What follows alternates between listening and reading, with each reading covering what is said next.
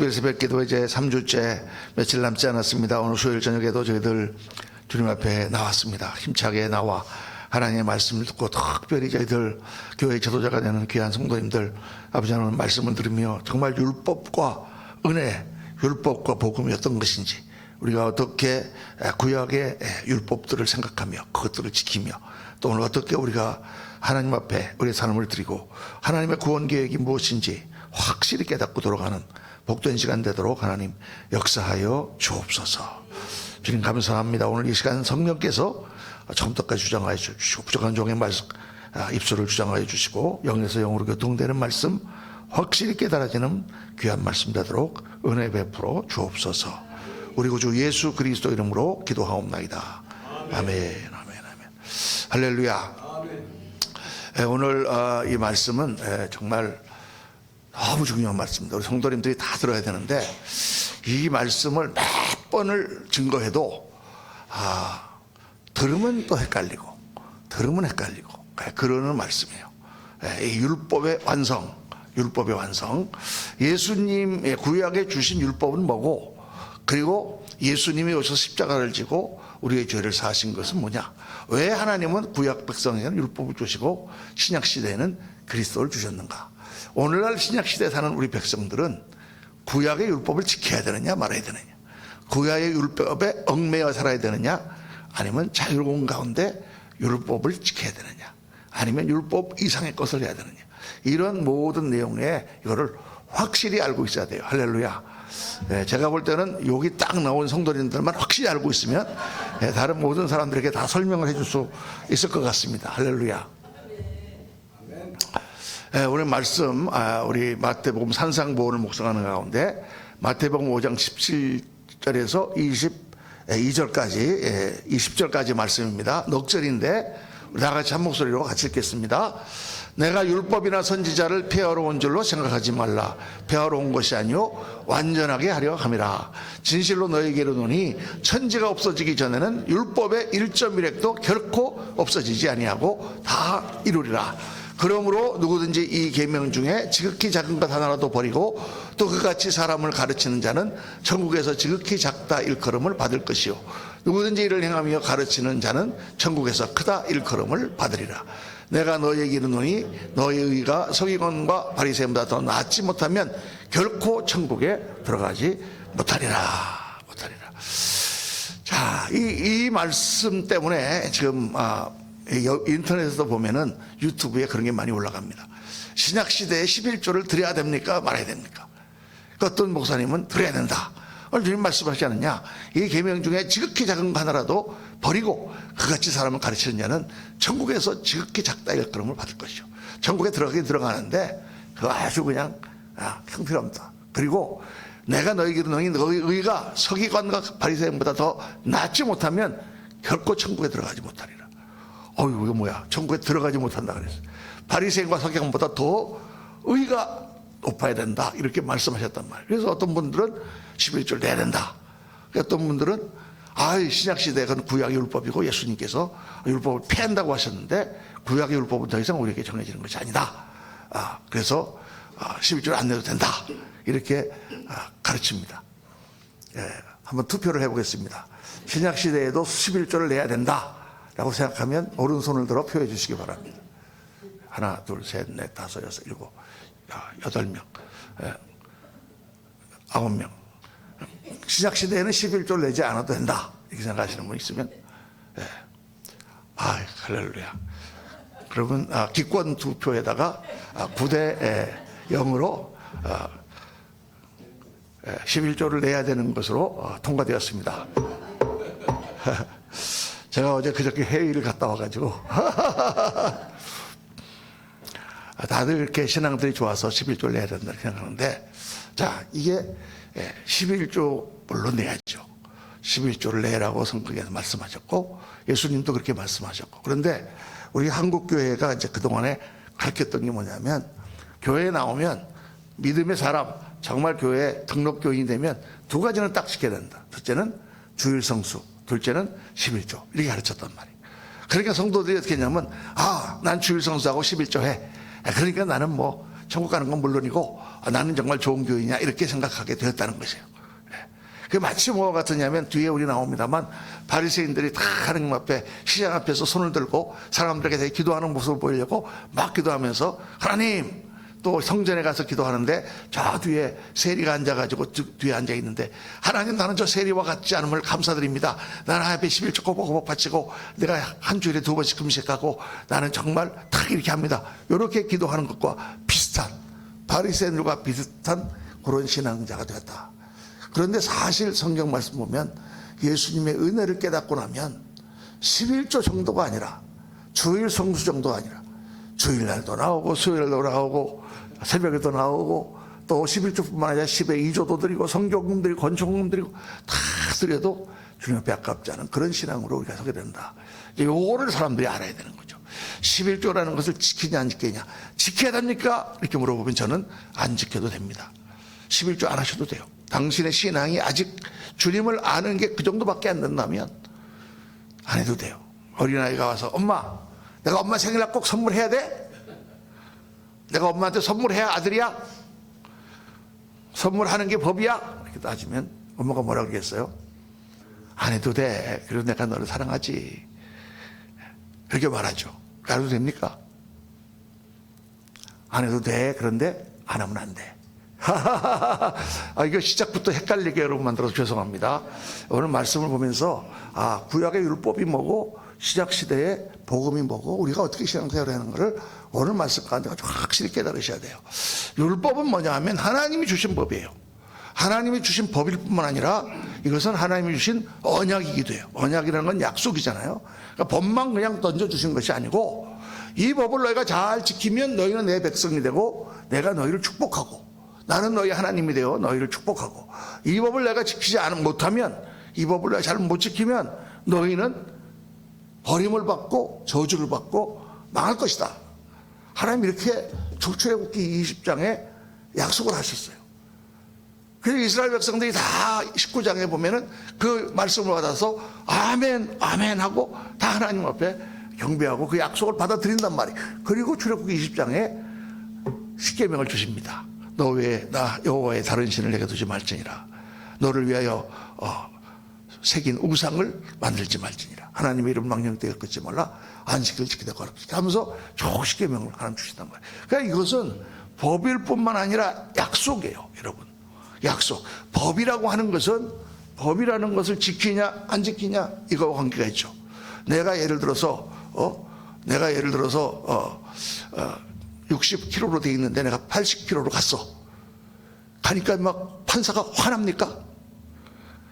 너 나하고 약속을 어겼어. 화납니까? 법을 만드신 국회의원들이 막 화납니까? 아니에요. 그건 법하고 나하고 있는 거예요. 법을 어겼으니까 벌을 받는 거지.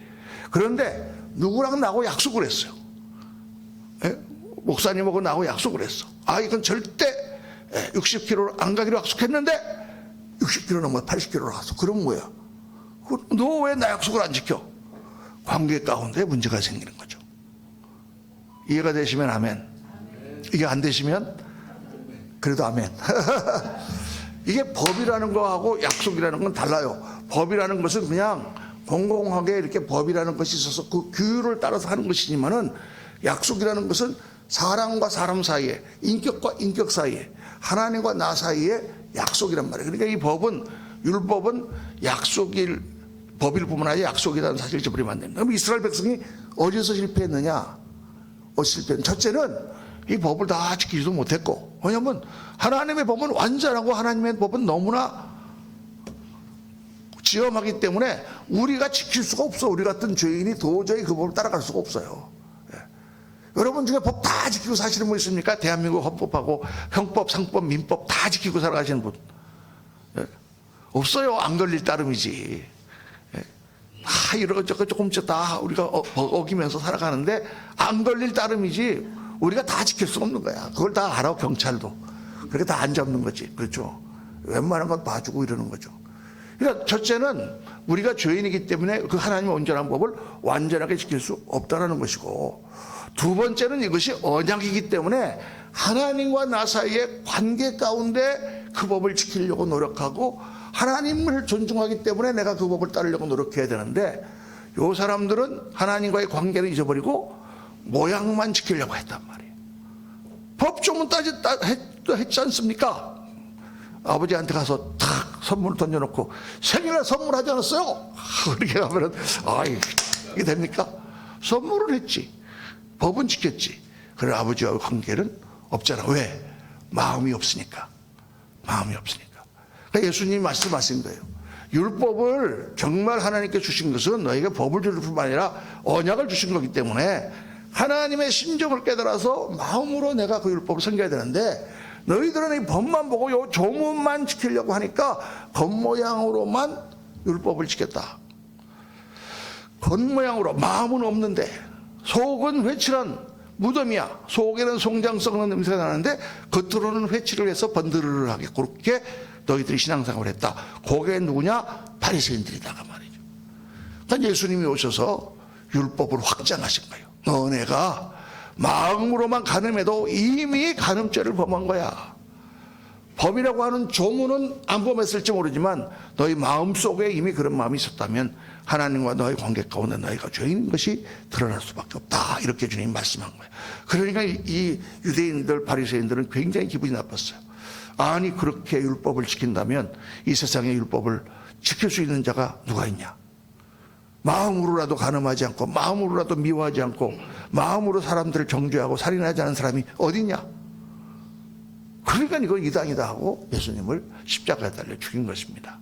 그런데 율법은 하나님이 주신 법이기 때문에 완전한 법인데, 집중해야 되는 것이 법인가 아니면 하나님인가, 여기에서 이스라엘 백성들이 넘어졌다. 오늘날 신앙생활 다 마찬가지입니다. 여러분, 교회에 나와서 우리가 신앙생활 하는 것을 법을 지키는 것처럼 신앙생활 하면 안 돼요. 그거는 율법주의로 돌아가는 거고, 율법주의에서도 바리새인들처럼 되는 것입니다. 내가 다니엘 새벽 기도에 내가 다 나왔어, 요게 중요한 게 아니라니까. 다 나오는 거 물론 중요하지만 그 나오는 것이 뭐 때문이냐? 다 하나님께 내 약속을 하고, 내가 하나님께 소원을 하고, 내가 하나님께 이렇게 했는데 정말 하나님 기뻐하실 텐데 하고 하나님과의 관계 가운데서 나오면 100점. 그러다가 한번 아차해서 못 나와도 괜찮아. 아차차해서 2번 못 나와도 괜찮아. 아차차차해서 3번 못 나와도 괜찮아. 하나님과의 관계가 문제다. 이 관계가 문제다 말이에요. 그런데 하나님과의 관계는 관계없이 나는 내가 한번 마음먹었다면 하는 사람이야. 21일 까짓거 내가 지키지 하고 이거 알고 아침에 나오는 거는 하나님과의 전혀 관계가 없는 거예요. 그건 내가 법을 지키는 것뿐이지. 그러니까 우리 신앙 자세는 항상 하나님의 심정과 하나님과의 관계 가운데서 주님께서 무엇을 기뻐하시는가를 따라서 해야 되는 거지, 절대 우리가 법을 지키는 마음으로 하면 안 된다. 그래서 인간은, 유대인은 율법을 지킬 능력이 없어요. 왜? 우리가 다 죄인이기 때문에. 그렇게 하나님의 마음을 알아서 율법을 지킬 수 있는 걸 알았으면 되는데, 이 사람들은 그걸 모르고 율법을 주시니까 그냥 법만 지키려고 했는데 그 법도 제대로 못 지켰어. 그러면 이스라엘 백성들은 다 지옥 가겠네. 법을 못 지켰으니까. 하나님께서 법을 못 지키는 이스라엘 백성들에게 뭘 주셨어요? 그 법을, 그 죄를 용서받을 수 있는 길을 열어주셨죠. 그게 뭐예요? 제사예요. 제사. 하나님은 출애굽기 바로 다음에 뭐냐면 레위기가 나와요. 레위기에 제사법이 있어요. 모세가 하늘에서 시내산에 올라가서 하나님으로부터 율법 받은 게 아니라 제사법도 같이 받아왔어. 그래서 우리가 원래 죄인이기 때문에 그 법을 다 지킬 수 없다는 거 하나님도 알고 계셨어요. 그런데 그 법을 지키는 것이 무엇 때문에 그 법을 지켜야 되느냐? 하나님과의 관계 때문에 지켜야 되는 거예요. 그래서 법을 어겨서 하나님과의 관계가 끊어지면은 하나님과의 관계를 회복할 수 있는 길이 뭐예요? 제사예요. 한번 따라 합시다. 제사는 하나님과의 관계를 회복하는 길이다. 그러니까 성경에서 아담과 하와가 범죄하여 에덴을 쫓겨나고 나서 3장에 쫓겨나잖아요. 하나님께서 화영검을 두어 스랍 천사로 하여금, 그룹 천사로 하여금 생명나무를 지키게 하고 하나님의 생명으로 나가지 못하게 하셨어요. 왜? 죽어야 되니까. 그때 4장에 들어서자마자 무슨 얘기가 나옵니까? 아벨과 가인의 제사 이야기가 나오는 거예요. 하나님으로부터 쫓겨나고 생명나무로 돌아갈 수 없는 인간들이 하나님과의 관계를 회복하고 하나님께서께로 돌아갈 수 있는 길이 뭐냐? 제사예요. 하나님께서 그렇게 제사를 주신 거예요. 너희는 동물을 잡아 그 동물에게 너희의 죄를 다 뒤집어 씌우고 그 동물을 죽여서 희생제사를 드림으로 너희의 죄가 용서되고 너희가 하나님께 다시 나아올 수 있는 길을 하나님이 열어주신 것이 제사예요. 그래서 가인이 틀린 거예요. 가인은 자기 멋대로 곡식으로 제사를 드렸단 말이에요. 곡식으로 제사를 드린다는 그 제사 자체가 나쁜 게 아니라 하나님이 그때의 관계를 회복하는 길은 동물이 대속을 해서, 그래서 생명은 피했기 때문에 피를 흘려서 그렇게 하나님께 돌아오는 길을 열어야 되는데, 그렇게 지시를 받았는데 가인은 농사 짓는 자였기 때문에 동물이 아깝잖아요, 가축이. 그래서 자기 멋대로 곡식으로 드린 거예요. 지금 오늘날 우리가 예배드리는 개념을 생각해서 하나님 주신 5대 제사 가운데 두 번째 제사는 소제라고 그 곡식으로 드리는 게 있는데, 곡식으로 드린다고 하나님이 안 받냐? 그건 아니다. 이렇게 해석하는 성경학자들은 정말 바보예요. 이렇게 어떻게 담대하게 목사님 말씀하실 수 있습니까? 여러분, 제가 일개 조그만 교회 목사지만 제가 그래도 이게 조직신학을 전공한 조직신학 교수로 제가 20년 넘어 가르쳤습니다. 성경 주석도 많이 보고. 그 사람들은 속죄가 뭐고 예수님 십자가가 뭔지 모르기 때문에 그런 말 하는 거예요. 하나님께서 왜 처음에 제사를 가장 먼저 기록해놨는가? 그 제사를 통하여 하나님께 돌아갈 수 있는 길이기 때문에. 아벨은 믿음으로 하나님 보시기에 맞는 제사를 드렸고, 가인은 그거를 믿지 못하고 자기 멋대로 하나님께 제사를 드려서 안 받으신 거예요. 그럼 가인이 안 받았으면 하나님이 왜 제사를 안 받았을까? 따져보니까 하나님이 하라고 하신 대로 안 했네 하고 다시 피해 제사를 드려야 되는데, 가인은 그렇게 하지 않고 어떻게 했어요? 불따구를 냈어요. 그리고 질투가 나서 동생을 죽였어요. 죄악 가운데 빠져들어가는 거죠. 그게 기록된 거예요. 그래서 하나님은 율법을 지킬 수 없는 유대인들에게 제사를 통하여 다시 그 죄를 사함받고 하나님께서 돌아올 수 있는 길을 마련해 주셨고, 그 제사법은 누구의 모양이다? 영원히 우리에게 제사로 되어주실 예수 그리스도의 모양이다. 그래서 세례 요한이 예수님이 요단강에 오자 보라, 세상 죄를 지고 가는 하나님의 어린 양이로다 다 말씀하셨잖아요. 하나님께서 예수 그리스도를 속죄로 받으셔서 그렇게 한다고 성경에 무수히 나와 있는 것입니다. 로마서에는 예수님이 화목제물이 되셔서 우리의 죄를 사하셨다고 말했고, 이사야서에는 우리의 속건제물, 우리의 매일 짓는 죄를 하나님 다 용서하신 바로 그 죄를 짊어지는 메시아라고 말씀하셨고, 히브리서에는 말할 수 없이 많은 것에 그 말씀하는 거죠. 예수님은 우리의 죄를 다 지고 하나님 앞에 제물로 드려주심으로 우리의 죄를 다 없애버렸다. 그게 아니라 우리와 하나님과의 관계를 회복하셨다. 우리의 죄를 덮으시고, 예수님이 우리의 죄값을 대신 받음으로 말미암아 우리가 죄로 말미암아 심판받아야 될 그 벌을 대신 받으시고 우리를 덮으시고 하나님과 우리의 관계를 회복하셨다.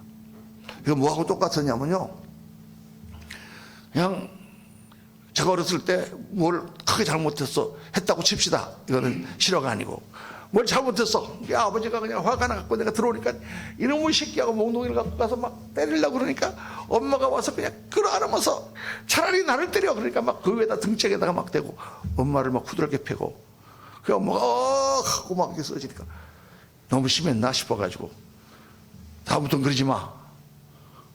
그래서 죄를 용서받고 아버지랑 관계가 회복된 거하고 똑같아요. 여러분, 쉽게 말하면 그런 거예요. 예수님이 우리의 죄를 덮으시고 우리의 죄를 대신 받았어요. 그런 예화가 굉장히 많습니다. 오늘 다니엘 특별 새벽 기도이기도 하고 그래서 빨리 끝내야 되기 때문에 제가 더 이상 예화를 들지 않겠습니다만은 바로 그거예요. 예수님이 우리를 덮으시고 대신 죄증 맞으시고 우리 대신 십자가를 지시고 우리의 죄를 그분이 다 쓰시고 다 덮어 쓰시고 내 죄를 다 덮어 쓰시고. 제가 그런 예화는 한번 드렸죠. 옆에 있는 분에게 한번 손을 얹고 당신의 죄를 한번 뒤집어 씌워봐라. 못할 짓이죠. 인간의 탈을 쓰고 어떻게 내 죄를 내 부인에게, 내 딸에게, 옆에 있는 친구에게 어떻게 내가 뒤집어 씌우겠습니까? 그럴 수 없는 거예요. 그 짓을 우리가 예수님에게 한 거다. 예수님에게 내 죄를 다 뒤집어 씌우고 예수님이 십자가에서 죽으신 거다. 그게 복음이에요. 그러니까 왜 율법을 주셨는가? 하나님께서 그 말씀을 로마서에서 뭐라고 말하면 율법은 죄를 드러내는 거울이다. 율법을 지킬 수도 없는데 율법을 주신 것은 율법을 비춰보니까 우리가 죄인인 거예요. 왜 율법이라는 거울이 필요냐면 사람들은 다 자기가 의롭다고 생각하고 있거든요. 다 자기가 죄가 없다고 생각해요. 싸울 때 보세요. 자기가 틀렸다고 얘기하는 사람이 있나? 다 내가 옳으니까 틀렸지. 아무리 조그만 거라도 다 자기가 옳아. 다 사람들은 자기가 옳다고 생각하기 때문에 자기가 죄인이라고 인정하지 않는 거예요. 그 율법을 딱 비춰주니까 처음부터 죄인이잖아. 여호와 하나님 왜 다른 신을 두지 말라고 그랬는데 얼마나 신을 많이 두고 살았어. 우상을 섬기지 말라고 그랬는데 얼마나 우상을 좋아했어. 돈의 우상, 물질의 세상의 우상들 다 좋아했잖아.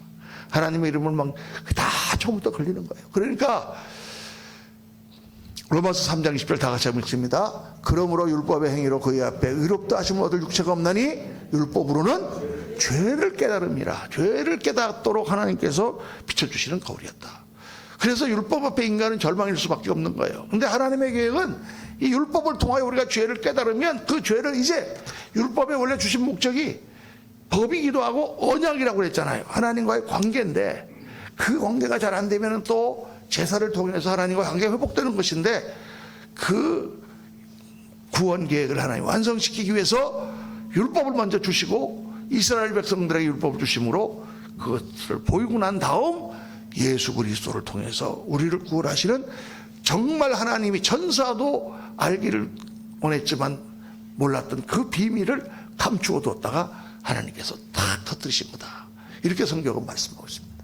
2000년 전에 예수님이 오신 것은 하나님의 비밀스러운 구원 계획이었고 모든 인간을 다 하나님 앞으로 부를 수 있는 바로 그 길을 열어주신 것이었다. 이렇게 성경은 말씀하고 있는 거죠. 그래서 우리는 율법을 지키지 않아도, 한번 따라합시다. 율법을 지키지 않아도, 율법을 지키지 못해도 예수 그리스도를 믿기만 하면 구원을 받는다. 할렐루야. 그래서 십자가의 오른편에 있던 강도도 구원받고, 그래서 아내가 5이었던 수가성 여인도 구원을 받고, 그래서 7 귀신 들렸던 막달라 마리아도 구원받고, 그래서 가늠한 여인, 끌려온 여인도 용서를 받고 구원을 받고, 그래서 삭개오도 구원을 받고, 베드로도 구원을 받고, 사도 바울도 구원을 받고, 그래서 여러분도 구원을 받고 저도 구원을 받고, 우리가 율법을 다 지켜서, 율법을 잘 지켜서 그래서 구원받는 게 아니라 어떻게 했기 때문에? 예수 그리스도를 믿었기 때문에. 예수 그리스도를 믿었다는 것은 뭐냐면 믿음은 결합이에요. 영적 결합. 예수님과 내가 하나가 딱 되는 거야. 우리 광몽 전도사님이 저를 믿고 우리 교회에 딱 하나님 믿고 오셨지만 딱 오심으로 우리는 한 팀, 한 동역자가 딱 되는 거예요. 여러분이 우리 교회에 딱 오셔서 저를 목사로 딱 받아들일 때 우리는 말씀 안에서 한 몸으로 딱 만들어지는 거예요. 세상도 마찬가지. 여러분 나랑 같이 동업합시다. 당신 얼마 투자하고 나 얼마 투자하고 그러면 딱 우리가 한 몸이 되는 거예요. 내가 회사가 망하면 같이 망하고 회사가 망하면 같이 가는 거예요. 조자룡이 말 타고 가다가 주근이 없이 가다가 유비현덕을 만나서 거기서 말을 내려서 저를 받아주십시오, 장군 오십시오 하고 받을 때 믿음으로 하나로 결합한 거예요. 조자룡이 이기면 유비가 이기고 유비가 지면 조자룡도 지고 한 몸이 되는 거예요. 모든 믿음은 결합체를 이루는 거예요. 그러니까 우리가 예수 그리스도를 믿을 때 예수님과 우리는 한 몸이 되고 하나님의 성령이 우리 안에 들어오셔서 우리에게 성령의 인을 쳐주신다고 새벽에 우리 며칠째인가 사흘째인가 우리가 배운 줄로 믿습니다. 다 잊어버리셨겠지만 성령의 인을 그래서 치셨다. 도장을 찍으셨다. 성령님이 들어오셔서 도장을 찍으셨다. 그게 정확하게 성경은 우리에게 말씀하고 있는 거예요. 믿음은 영적 결합이다. 믿지 못할 때 영적 결합이 끊어진다. 어떻게 된다? 끊어지는 것입니다. 그래서 우리는 믿음으로 그리스도와 하나가 되었습니다. 예수께서는 인간의 죄를 다 지시고 대신 심판을 받으셨어요. 인간의 죄값, 우리의 죄의 책임, 우리가 받을 벌을 예수님이 대신 지셨습니다. 그분이 그 모든 것을 다 페이하셨어요. 치루었어요. 그래서 예수님이 십자가에서 다 이루었다라고 하는 말은 헬라어로 테테레스타이라고 하는 말인데, 그 말은 다 지불했다. 우리가 부금을, 자동차를 사가지고 5년 동안 부금을 다 내고 마지막 날 딱 부금을 내는 순간 다 페이했다. 은행에서 딱 찍이 날라옵니다. 당신이 빚졌던 모든 할부금을 다 갚았음을 증명함, 꽝, 이렇게 도장을 찍었다. 그게 테테레스타이라는 말입니다. 우리의 모든 죄값은, 내가 지금 죄를 지어도 나는 천국에 간다 못 간다? 왜 이렇게 소리가 나게 간다. 왜? 내 죄값을 주님께서 지불하셨기 때문에. 많은 분들이 이렇게 생각합니다. 예수님을 믿을 때 우리 죄값을 주님 다 짊어지셨기 때문에 우리 죄는 다 용서받았다. 그런데 이제 예수님 믿고 나서 짓는 죄는 어떻게 되느냐? 그거는 회개해야만 용서받는다. 요한일서 1장 9절에 우리가 우리 죄를 자백하면 저는 미쁘시고 로서 우리 죄를 사하시면 모든 무리 수를 깨끗게 하실 것이라고 말씀하셨으니까 회개하면 된다. 그러면 예수님 믿고 죄를 지었는데 회개하지 못하면 어떻게 되냐? 제가 한번 이렇게 이 고난 주간에 이제 금식기도 하려고 혼자서 산에 올라가서 이제 기도를 하는데, 산에 올라가서 막 낮에 기도하고 있는데 마침 여기서 거기 그 기도원 원장 하시는 목사님이 거기 교인들을 한 4명을 데리고 성경 공부를 하고 계세요. 그래서 뭐 옆에 앉아 있으니까 안 들으려고 해도 자꾸 들리잖아. 그래서 이제 기도하면서 이렇게 앉아 있는데 옆에서 막 뭐라고 얘기를 하는데 바로 요 얘기를 하는 거야. 그러니까 우리가 예수님 믿으면 모든 죄가 다 사함 받습니다. 그러니까 아멘. 예수님 믿고 나서 이제 그러면 우리 죄는 사함 받았는데 그 다음에 죄를 지으면 어떻게 되죠? 그러니까 가만히 있으니까 회개하면 다 우리 용서 받습니다. 근데 죄를 짓고 나서 회개하지 못하면 어떻게 되나요? 그러니까 그러면 지옥 가죠. 제가 깜짝 놀랐어요. 이 기도원 원장이 신학교를 잘못 다녔나. 그래서 제가 질문하려고 했어요. 금식하다가 막 21일 금식해서 지금 배고파 죽겠는데, 목사님! 제가 그렇게 질문하려다가 안 하고 가만히 있었어요. 그냥. 아닙니다, 여러분. 한번 생각해 보세요. 내가 예수님 정말 잘 믿었어. 정말 모든 죄도 회개하고 늘 정결한 삶을 살았는데, 그날따라 아침에 그냥 집사람이 막 하도 바가지를 끌려갖고 막 열 확 받아가지고 에이 또 그러고 그냥 잘못로 확 나오다가 전봇대 쾅 부닥쳐갖고 가셨다. 그럼 지옥 갑니까?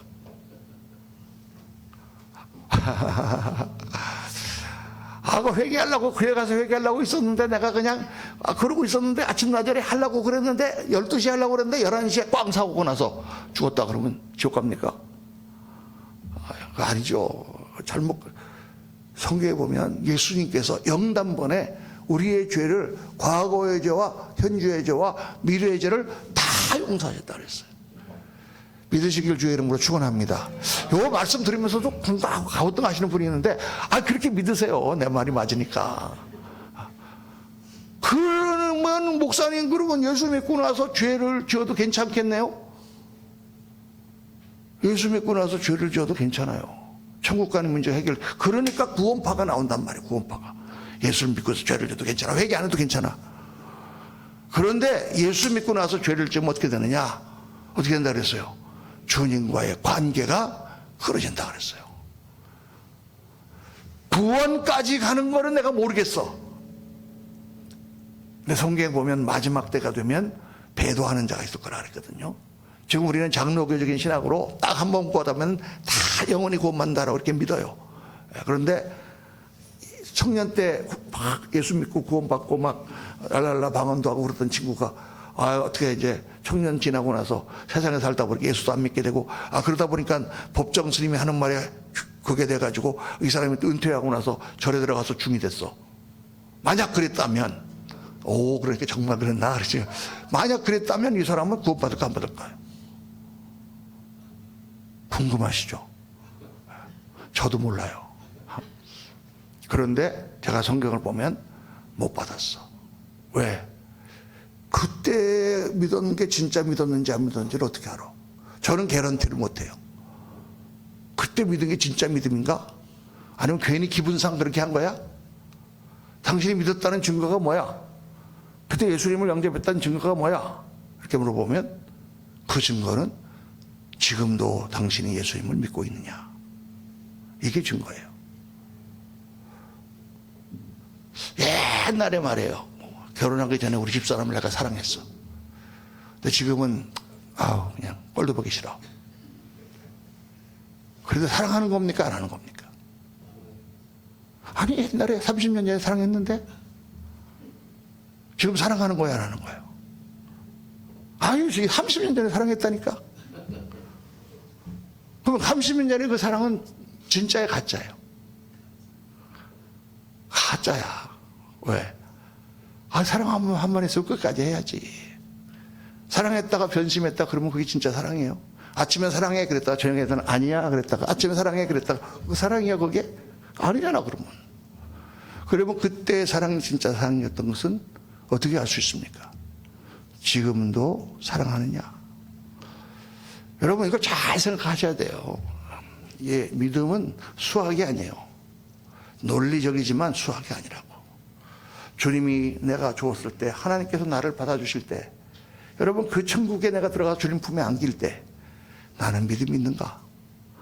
나는 그 주님을 정말 사랑하는가? 그게 중요한 거지. 수학적으로 내가 어렸을 때 저 세례받고 그때 영접했거든요.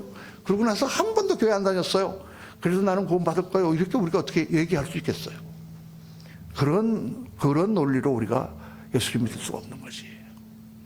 그러나 성경은 뭘 말씀하고 있냐면 내가 예수님을 믿고 주님과 내가 하나가 될 때 나의 모든 죄성, 나의 모든 죄에 대한 것을 예수님이 다 지불했다고 말씀하고 계세요. 지불했기 때문에 난 더 이상 이제 죄를 계속 져도 괜찮다는 뜻이 아니고 앞으로도 너도 불완전해서 계속 죄를 짓겠지만 예수님이 우리를 책임져 주신다는 거죠. 책임져 주신다. 따라합시다. 책임져 주신다. 그러니까 책임져 주신다는 거하고 내가 무슨 죄를 져도 상관없다는 거하고 다른 얘기라니까. 수학이 아니라니까요. 그래서 그 확신을 가져야 돼요. 하나님을 사랑하는 자고 뜻대로 부르시면 돼. 모든 것이 합력하여 선을 이룬다고 하셨고 누가 우리를 그리스도의 사랑에서 끊으리요? 그렇게 말씀하신 거 로마서 8장 말씀처럼 주님의 사랑이 나를 계속 붙잡고 있음을 절대 믿어야 돼. 그러나 그것은 내가 그렇기 때문에 주님을 버리고 절에 가도 괜찮다는 얘기는 아니다 그 말이에요. 그러니까 그런 거를 혼동하면 안 돼. 절대로. 수학이 아니다. 그래서 믿는 자는 이미 율법의 요구를 다 충족시켰어요. 하나님과의 나의 관계를 예수 그리스도로 말미암아 내가 다 됐기 때문에 오늘 말씀에 율법의 요구를 충족시켰다라고 말씀하는 거예요. 자, 그렇다면 오늘 우리에게 율법은 무슨 의미인가? 우리는 율법을 지켜야 되는가 안 지켜야 되는가? 자, 오늘 말씀 보니까 진실로 너에게 이르노니 천지가 없어지기 전에는 율법의 1.1획도 결코 없어지지 아니하고 다 이루리라. 그럼 1.1획 다 따져가지고 지금도 막 돼지고기 먹으면 안 되고 막 이런 거 막 해야 되겠네. 그런데 로마서 7장 6절 다 같이 한번 시작. 이제는 우리가 얽매였던 것에 대하여 죽었으므로 율법에서 벗어났으니 이러므로 우리가 영의 새로운 것으로 섬길 것이요 율법 조문에 묵은 것으로 아니할지니라. 이 말은 무슨 말이냐? 율법을 보고 율법을 받아 보니까 하나님이 어떤 것을 기뻐하시는구나 하는 걸 알았다 그 말이에요. 그러니까 이제는 그 조문을 지키고 법을 지키면서 하나님을 사랑하는 게 아니라 하나님을 섬기는 것이 아니라 그 묵은 것으로 하는 게 아니라 영의 새로운 것으로 마음으로 하나님을 사랑한다는 말이에요. 그러니까 일주일에 어머니가 지금 요양원에 입원했는데 일주일에 한 번씩 가서 찾아보는 것이 아들의 도리야. 딱 한 번 일주일에 가서 찾아보고 그렇게 하고 나는 법을 지켰어. 자식의 도리를 다했어. 다음 주에도 또 며칠을 가자 딱 하고 요렇게 우리가 주님을 섬기는 게 아니라 어머니를 사랑하는 그런 아들 같으면 딸 같으면 매일이라도 가겠죠. 매일이라도 갈 겁니다. 일주일에 한 번이라는 법이 중요한 게 아니라는 거예요. 그러니까 이제는 우리가 주님을 섬기는 게 율법에 얽매여서 섬기는 게 아니라 이거는 그냥 내 마음을 주님께 드리는 거예요. 그렇게 신앙생활을 하니까 11조만 드리는 것이 아니라 그보다 훨씬 더한 것도 드리고, 주일만 성수하는 게 아니라 어떤 다른 모든 모임에서도 하나님 앞에 거룩하고 아름다운 삶을 살고, 정말 그렇게 우리가 주님을 마음으로 섬기게 되는 것이다, 그렇게 말씀하는 것입니다. 그래서 율법은 마치 어린아이들에게 주는 규칙과 같아요.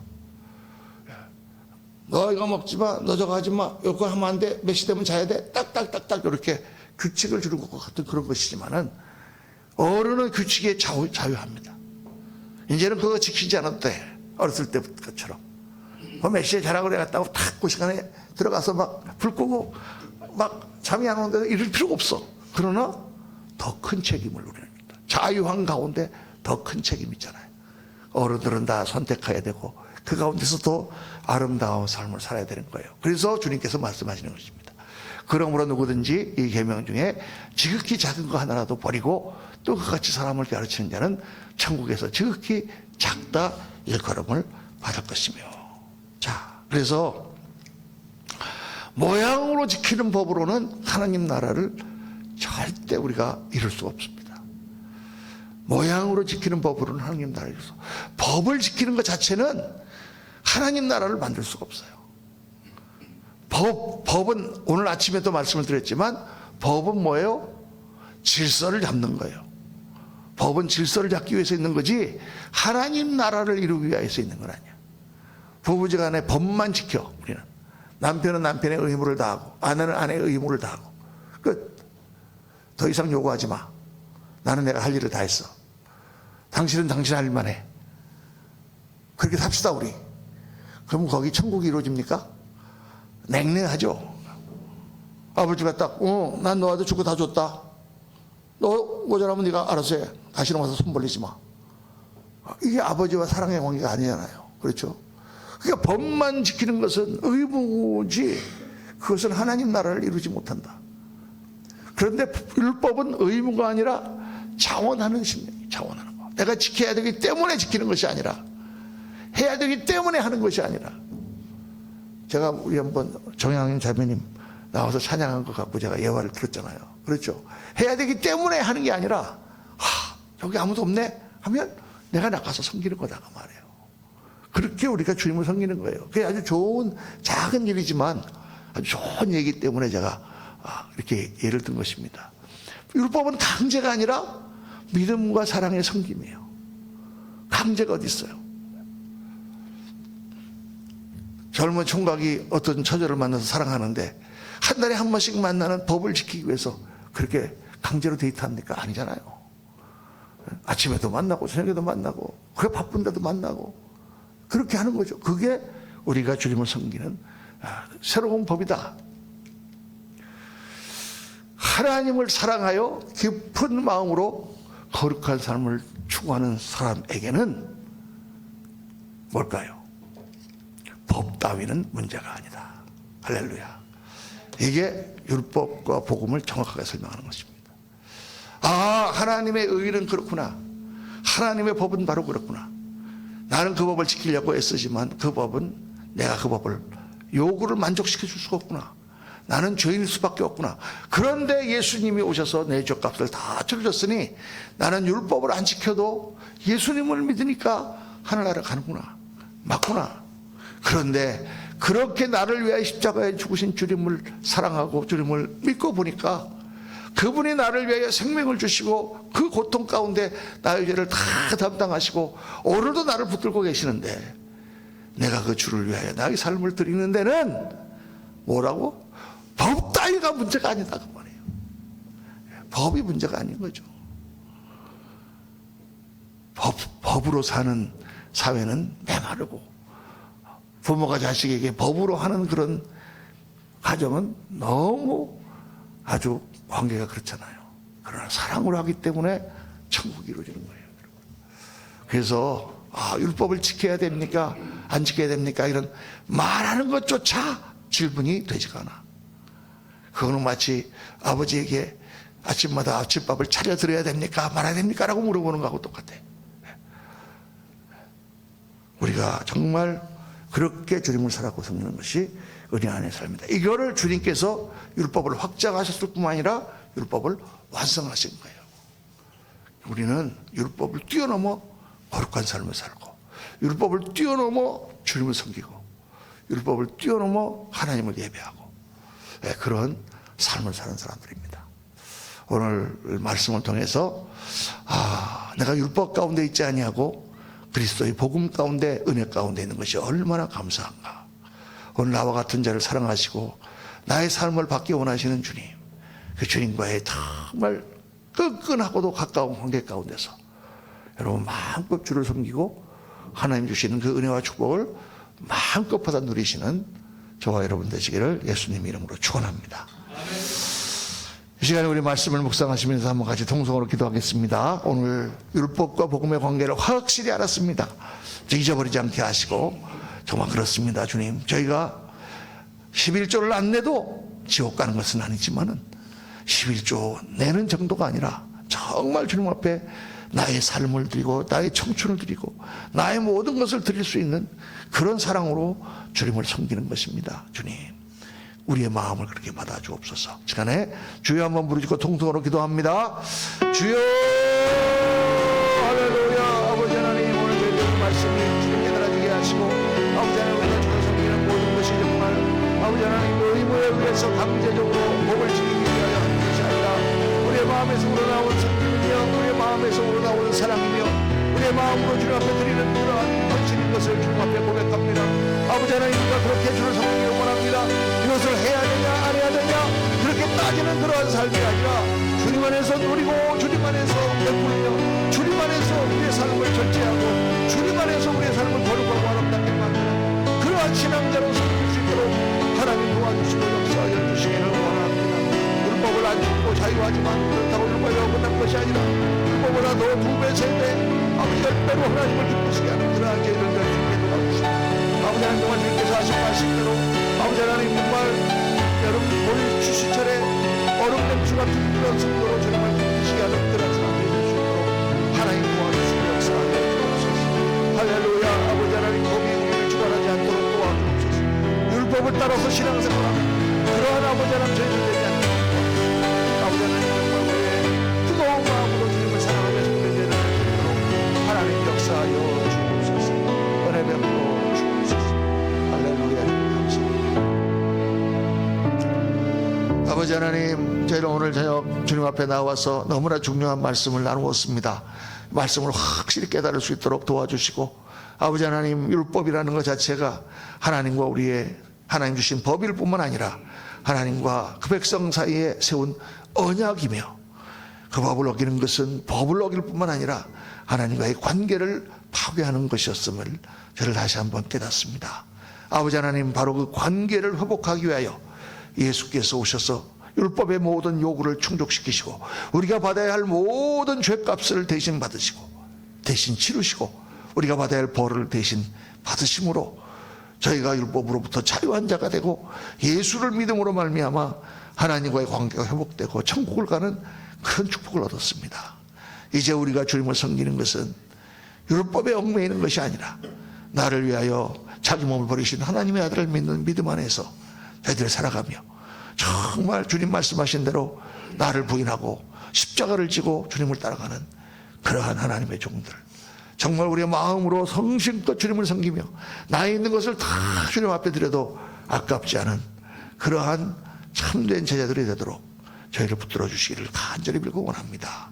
우리 사랑하는 성도님들, 그러시기 위해 우리 성도님들만큼은 정말 율법적으로 신앙생활하는 것이 아니라 정말 주님 앞에 율법보다 더한 것을 하고 주님을 사모하며 주님을 사랑하며 정말 믿음 안에서 주님께서 주시는 거룩하고 축복된 삶을 살기 위해서는 법 따위가 문제가 아닌 그러한 신앙의 삶을 살아가는 저희들 되도록 인도하여 주옵소서. 지금은 우리 구주 예수 그리스도의 무한하신 은혜와 우리 아버지 하나님의 영원하신 사랑과 성령님의 충만 교통 역사 축복하심이 오늘 주 앞에 나와 하나님의 말씀 가운데 율법과 복음, 은혜가 무엇인지를 확실히 깨닫고 정말 남은 삶 주님 앞에 정말 아름답고 거룩하며 영광되게 그렇게 드리기로 결단하고 돌아가는 사랑하는 모든 주님의 존귀한 자녀들 머리 위에 지금부터 영원토록 함께 하시기를 간절히 축원하옵나이다. 아멘.